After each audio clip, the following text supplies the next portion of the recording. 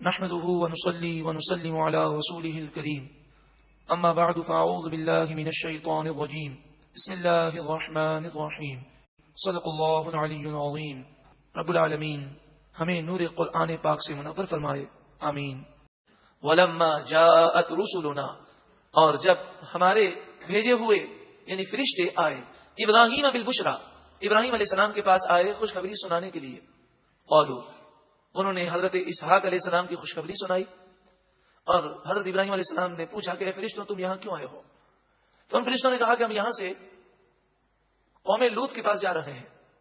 قالوا، وہ بولے انا مہلکو اہل هذه القرية، بے شک ہم اس بستی کے رہنے والوں کو ہلاک کرنے جا رہے ہیں، ہلاک کرنے والے ہیں. ان اہلها كانوا ظالمین، بے شک اس بستی کے رہنے والے ظالم ہیں، گناہگار ہیں.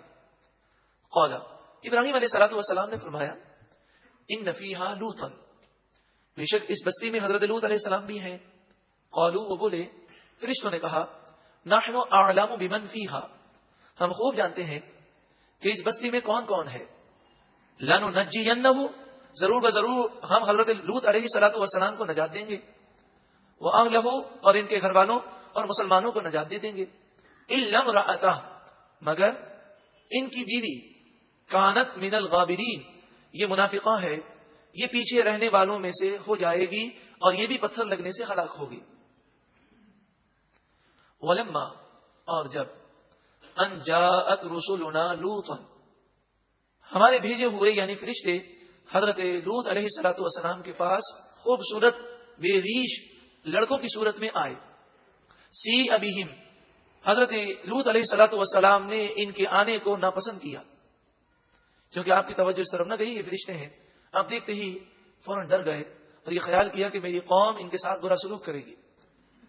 یہ حضرت لوط علیہ الصلوۃ والسلام کے یہاں مہمان بن کر آئے. آپ جانتے ہیں کہ مہمان کی خدمت کرنا اور ان کی حفاظت کرنا شریف آدمی اپنے اوپر ایک فرض سمجھتا ہے. تو آپ نے یہ خیال کیا کہ جب میری ساری قوم میرے گھر پر حملہ کرے گی تو میں اپنے مہمانوں کی حفاظت کیسے کروں گا. وضاق بہم ذرعا، ان فرشتوں کے سبب آپ کا سینہ تنگ ہو گیا، آپ پریشان ہو گئے. وقالوا، وہ فرشتے بولے لا تخف، آپ خوف نہ کریں. ولا تحزن، اور آپ غم نہ کریں، ہم فرشتے ہیں، یہ ہمارا کچھ نہیں بگاڑ سکیں گے. یہ فرشتوں نے اس وقت کہا جب قوم نے حملہ کیا اور پوری طاقت سے وہ دروازہ توڑنے کی کوشش کر رہے تھے. انا منجوکا، بے شک ہم آپ کو نجات دیں گے. واہلک، اور آپ کے گھر والوں کو نجات دیں گے. الا امرأتک، مگر آپ کی بیوی ہلاک ہو جائے گی.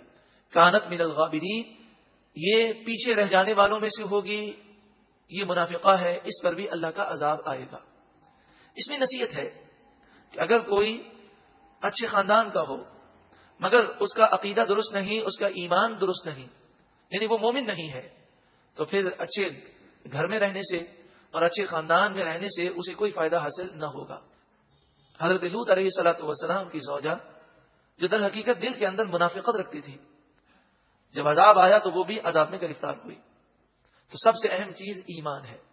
اب جو شخص اپنے آپ کو سید کہے، حضور کی اولاد میں سے کہے، اور اس کا عقیدہ ہی درست نہ ہو، وہ صحابہ کرام کو نعوذ باللہ من ذالک گالیاں دیتا ہو، امہات المومنین خصوصاً صدیقہ حضرت عائشہ صدیقہ رضی اللہ تعالی عنہا کو برا کہتا ہو، تو وہ اگر بالفرض حضور کی اولاد میں سے بھی ہو تو اسے حضور کی اولاد میں سے ہونے کا کوئی فائدہ حاصل نہیں ہوگا. کہ سب سے اہم ایمان ہے. ابو لہب حضور کا چچا ہے، لیکن ابو لہب کی مذمت میں پوری ایک سورت نازل ہوئی. تو ایمان سب سے اہم چیز ہے. ایمان ہے تو پھر کسی کی اولاد ہونے سے یا سید ہونے سے فائدہ ہے. اگر عقیدہ ہی درست نہیں، ایمان ہی نہیں، تو چاہے سید ہو، چاہے صدیقی ہو، چاہے فاروقی ہو، چاہے وہ عثمانی ہو، چاہے علوی ہو، اسے کوئی فائدہ حاصل نہیں ہوگا. انا، بے شک ہم، منزلون علی اہل هذه القرية رجزا من السماء، بے شک ہم اس بستی والوں پر آسمان سے عذاب نازل کرنے والے ہیں. فرشتوں نے کہا بما كانوا يفسقون، اس وجہ سے کہ وہ گناہ کیا کرتے تھے. وَلَقَدْ تَرَكْنَا مِنْهَا آیَةً بَيِّنَةً، اور بے شک ہم نے ان لوگوں میں سے روشن نشانی کو باقی رکھا. آج بھی ان کے ویران مکانات باقی ہیں، ان کی وہ جگہ موجود ہیں جو یہ بتاتی ہیں کہ یہاں پر بڑی بڑی طاقتور قومیں تھیں، اللہ کے عذاب سے وہ ہلاک ہوئیں. یہ ضرور روشن نشانیاں ہیں. لقوم، اس قوم کے لیے، یعقلون جو عقل رکھتی ہے، جو سمجھ بوجھ رکھتی ہے. وَإِلَىٰ مَدْيَنَ أَخَاهُمْ شُعَيْبًا، حضرت نوح علیہ السلام، حضرت ابراہیم علیہ السلام، حضرت لوط علیہ السلام کے بعد اب حضرت شعیب علیہ السلام کا ذکر ہے. اور مدین کی طرف ہم نے ان کے ہم قبیلہ حضرت شعیب علیہ السلام کو نبی بنا کر بھیجا. فقال یا قوم اعبدوا اللہ، آپ نے فرمایا اے میری قوم اللہ کی عبادت کرو. وارجوا اليوم الآخرہ، اور آخرت کے دن کی امید رکھو، اس کی تیاری کرو. ولا تعثوا فی الارض مفسدین، اور زمین میں فساد کرتے ہوئے نہ پھرو. فکذبوہ، بس آپ کی قوم نے آپ کو جھٹلا دیا. فاخذتهم الرجفۃ، بس انہیں زلزلے نے پکڑ لیا. فاصبحوا فی دارہم جاثمین، بس وہ اپنے گھروں میں گھٹنے کے بل ہلاک ہو گئے. وعادا وثمودا، اور قوم عاد جو حضرت ہود علیہ السلام کی قوم ہے، قوم سمود جو حضرت صالح علیہ السلام کی قوم ہے. وقد تبین لکم من مساکنہم، اور بے شک تمہارے لیے ان کے مکانات واضح ہیں، تم ان کے کھنڈرات کو دیکھتے ہو. وزین لہم الشیطان اعمالہم، سوال یہ ہے کہ یہ اتنے گندے کام کرتے تھے. مثلا قوم لوط کا ہم نے سنا کہ وہ کس قدر بے حیائی والے کام کرتے. وہ ایک دوسرے کو کنکریاں مارتے، ایک دوسرے کے منہ پر تھوکتے، سیٹیاں مارتے، تالیاں مارتے، یہ ڈاکہ زنی کرتے، لیکن ان کاموں کو یہ اچھا سمجھتے تھے اور نصیحتوں پر یہ عمل نہیں کرتے. نصیحت کا کوئی ان پر اثر نہیں ہوتا. ایسا کیوں ہوتا ہے؟ اسی طرح آج جو بے حیائی کے کام کر رہے ہیں، انتہائی گندے کاموں میں ملوث ہیں، سوچ گندی، نگاہیں گندی، کان گندے، دل گندا، انہیں شرم کیوں نہیں آتی؟ انہیں اپنے گناہوں پر احساس کیوں نہیں ہوتا؟ بعض شہروں میں، یورپ اور امریکہ کے بعض شہروں میں ایک گروپ ایسا پایا جاتا ہے جو لباس پہننے کو انسانیت کی توہین سمجھتا ہے. وہ کہتے ہیں جب جانور پر لباس کی پابندی نہیں تو انسان کو بھی آزادی ہونی چاہیے. نیو یارک میں تقریباً 5-6 لاکھ افراد سال میں ایک دفعہ یہ اسی گروپ سے تعلق رکھتے ہیں، پوری دنیا سے جمع ہوتے ہیں اور نیو یارک میں مکمل لباس اتار کر وہ روڈوں پر جلوس نکالتے ہیں. اب آپ بتائیے یہ کتنا گندا کام ہے؟ انہیں شرم کیوں نہیں آتی؟ یہ نصیحت سنتے ہیں تو انہیں احساس کیوں نہیں ہوتا؟ آج سے تقریباً 100-125 سال قبل نیو یارک میں جب ایک خاتون مختصر لباس پہن کر نکلی تو وہاں کی پولیس نے اسے گرفتار کر کے جیل میں ڈال دیا. اس قدر امریکہ کے اندر اور یورپ کے اندر بے حیائی پر پابندیاں تھیں، مگر آج 100-150 سال کے اندر یہ اس قدر بے حیائی کی طرف کیسے بڑھ گئے؟ قرآن مجید فرقان حمید نے ایک ہی جملے میں تمام باتوں کا جواب دیا. وَزَيَّنَ لَهُمُ الشَّيْطَانُ أَعْمَالَهُمْ، شیطان نے ان کے کام ان کے سامنے بنا سنوار کر پیش کر دیے. شیطان نے ان کی عقلوں کو ایسا معاف کر دیا کہ یہ برائی کو اچھا سمجھتے ہیں اور اچھے کام کو برا سمجھتے ہیں. فَصَدَّهُمْ عَنِ السَّبِيلِ، بس شیطان نے انہیں سیدھے راستے سے روکا. وَكَانُوا مُسْتَبْصِرِينَ، حالانکہ وہ عقل رکھتے تھے، حالانکہ وہ سوچ اور سمجھ رکھتے تھے. آج دیکھیں سائنسدان ہے، دنیا کی سمجھ ہے، مگر اتنی سمجھ نہیں کہ ہم کیسے گندے اور غلط کام کر رہے ہیں. اس یورپی معاشرے کے اندر نہ ماں باپ کی عزت ہے، نہ بڑوں کی تعظیم ہے، نہ چھوٹوں پر شفقت ہے، خود غرضی کا ماحول ہے. لوگ شادیاں بھی نہیں کرتے اکثر اس وجہ سے کہ شادی کا بوجھ کون اٹھائے. عورتیں در بدر کی ٹھوکریں کھاتی ہیں، جب تک ان کی جوانی باقی ہے وہ گرل فرینڈ بن کر مختلف مردوں کے ساتھ رہتی ہیں، اور پھر جب ان کا حسن مٹنے لگتا ہے تو پھر یہ اولڈ ہاؤس میں ایڑیاں رگڑ رگڑ کر مر جاتی ہیں. کئی ایسے بچے ہیں جو یہ نہیں جانتے کہ ہمارے ماں باپ کون ہیں، اور کئی ماں باپ ایسے ہیں جنہیں یہ نہیں معلوم کہ ہماری اولاد کہاں ہے. ایک افراتفری کا ماحول ہے. کیا اتنا گندا ماحول اور ایسی بری تہذیب کو یہ لوگ اچھا کیوں سمجھتے ہیں؟ اور آج کل کے ماڈرن مسلمان اس بری تہذیب کی تعریف کیوں کرتے ہیں؟ اس کی وجہ یہ ہے کہ شیطان نے اندھا کر دیا، کچھ نظر نہیں آتا. وَكَانُوا مُسْتَبْصِرِينَ، حالانکہ وہ سوچ اور سمجھ رکھنے والے ہیں، پھر بھی وہ اپنی سوچ اور سمجھ کو استعمال نہیں کرتے. وَقَارُونَ، اور قارون، وَفِرْعَوْنَ، اور فرعون، وَحَامَانَ، اور حامان، یہ بڑے بڑے ظالم گزرے. ان سب کو اللہ تعالیٰ نے ہلاک فرمایا. وَلَقَدْ جَاءَهُمْ مُوسَىٰ بِالْبَيِّنَاتِ، اور بے شک موسیٰ علیہ السلام ان کے پاس، ان لوگوں کے پاس، یعنی قارون، فرعون اور حامان کے پاس روشن نشانیاں لے کر آئے. فَاسْتَكْبَرُوا فِي الْأَرْضِ، بس انہوں نے زمین میں تکبر کیا. وَمَا كَانُوا سَابِقِينَ، اور وہ آگے بڑھنے والے نہ تھے، یعنی ہمارے عذاب سے نہ بچ سکے.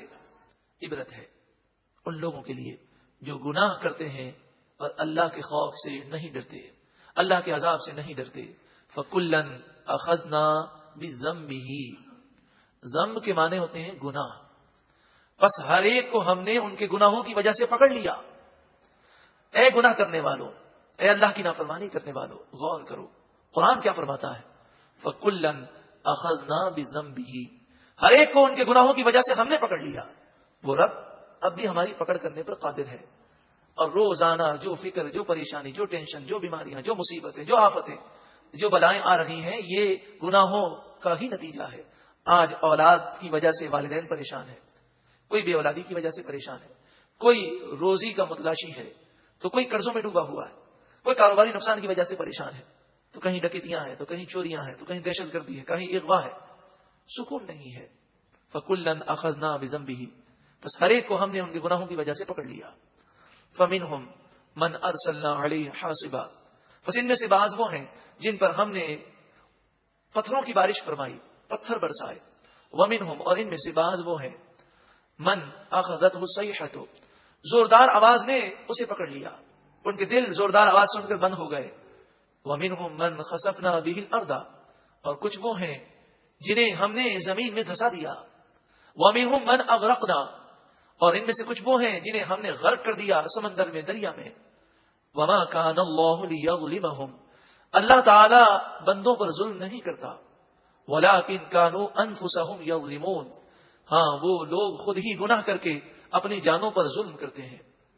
جو لوگ دنیا کے لوگوں کو اپنا سہارا سمجھتے ہیں، جو لوگ مالداروں کو، حکومت والوں کو اپنا سہارا سمجھتے ہیں اور گناہ کر رہے ہیں، کیا انہیں ڈر نہیں لگتا کہ کیا یہ دنیا دار، یہ مالدار، یہ حکومت والے، یہ وزراء، یہ ہمارے رشتہ دار جن کی خاطر ہم گناہ کرتے ہیں، کیا یہ ہمیں اللہ کے عذاب سے بچا سکتے ہیں؟ مثل الذین اتخذوا من دون اللہ اولیاء، ان لوگوں کی مثال جنہوں نے اللہ کے مقابلے میں دوست بنا لیے۔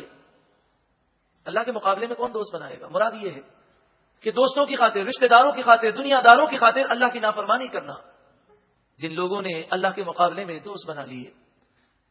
کمثل العنقبوت، ان کی مثال ہے جیسے مکڑی کی مثال۔ اتخذت بیتا، مکڑی گھر بناتی ہے، جالا بنتی ہے، اور مکڑی کا جالا سب سے کمزور گھر ہے۔ وَإِنَّ أَوْهَنَ الْبُيُوتِ لَبَيْتُ الْعَنْقَبُوتِ، بے شک تمام گھروں میں سب سے کمزور گھر مکڑی کا گھر ہے۔ اسی طرح جو اللہ کی نافرمانی کرتے ہیں دنیا والوں کی خاطر، وہ کمزور سہارا پکڑتے ہیں۔ لَوْ كَانُوا يَعْلَمُونَ، کاش کہ وہ جانتے ہوتے کہ دنیا کے لوگ نہ بیماری سے بچا سکتے ہیں، نہ مصیبت سے بچا سکتے ہیں۔ ان اللہ یعلم ما یدعون من دونه من شیء، بے شک اللہ تعالی خوب جانتا ہے مشرکوں کو جو اللہ کو چھوڑ کر کسی بھی چیز کی پوجا کرتے ہیں۔ وَهُوَ الْعَزِيزُ الْحَكِيمُ، اور وہی غالب حکمت والا ہے۔ وَتِلْكَ الْأَمْثَالُ نَضْرِبُهَا لِلنَّاسِ، اور یہ مثالیں ہیں جو ہم لوگوں کے لیے بیان کرتے ہیں۔ وَمَا يَعْقِلُهَا إِلَّا الْعَالِمُونَ، ان مثالوں کی تو وہی سمجھ رکھتے ہیں جو علم والے ہیں، جنہیں اللہ تعالیٰ نے علم عطا فرمایا۔ علم دل میں خوف خدا کو پیدا کرتا ہے۔ علم سے یہاں مراد وہ علم ہے جو اللہ کی معرفت ادا کرے۔ علم سے مراد یہاں پر وہ علم ہے جو اللہ اور اس کے رسول کی محبت ادا کرے۔ علم والے اس کی سمجھ رکھتے ہیں اور عذاب سے وہ ڈرتے ہیں۔ جتنا علم زیادہ ہوگا اتنا ہی بندہ عذاب جہنم سے ڈرے گا۔ اس کی مثال اس طرح سمجھیں کہ آگ جل رہی ہے، انسان کو جتنا آگ کے نقصانات کا علم ہوگا اتنا ہی وہ آگ سے محتاط رہے گا۔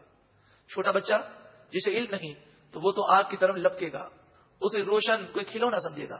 اسی طرح بجلی کی تار جو ننگی ہے، جسے اس کے خطرات کا جتنا علم زیادہ ہے، وہ بجلی کی تاروں سے، اسی طرح کھمبوں سے، خصوصاً بارش کے اوقات میں کھمبوں کے نیچے سے گزرتے ہوئے یا کھمبوں کے قریب سے گزرتے ہوئے وہ ڈر محسوس کرے گا۔ جسے جتنی زیادہ سمجھ ہوگی اور جتنی زیادہ معلومات ہوگی اتنی وہ احتیاط کرے گا۔ اسی طرح آپ نے دیکھا ہوگا کہ ہماری نوجوان نسل جب گاڑی چلاتی ہے یا اسکوٹر چلاتی ہے تو وہ بالکل ہی انداز ان کا غلط ہوتا ہے، لیکن جس کو علم ہے اور جس کو نقصانات کی سمجھ ہے، اور ایک عمر کا بھی تقاضا ہے کہ جس عمر میں عقل پختہ ہو جاتی ہے تو وہ کبھی بھی گاڑی ایسی نہیں چلائے گا جس سے اس کو یا کسی اور کو نقصان پہنچے۔ ارشاد فرمایا وما يعقلها الا العالمون، عقل تو وہی رکھتے ہیں جو علم والے ہیں۔ اسے معلوم یہ ہوا کہ علم سے دور نہیں بھاگنا چاہیے۔ آپ عمل کر سکیں یا نہ کر سکیں، علم ضرور حاصل کریں۔ علم ہوگا تو کبھی نہ کبھی خوف خدا ضرور پیدا ہوگا اور عمل کی توفیق ضرور ملے گی۔ کم از کم علم ہوگا تو گناہوں پر شرم تو آئے گی، ضمیر تو ملامت کرے گا، کبھی نہ کبھی تو توبہ کی توفیق مل جائے گی۔ خلق اللہ السماوات والارض بالحق، اللہ نے آسمان و زمین کو حق کے ساتھ پیدا کیا. ان فی ذلک لآیۃ للمؤمنین، بے شک ان تمام باتوں میں مومنوں کے لیے ضرور نشانی ہے. اللہ پر ایمان رکھنے والوں کے لیے ان باتوں میں عبرت ہے.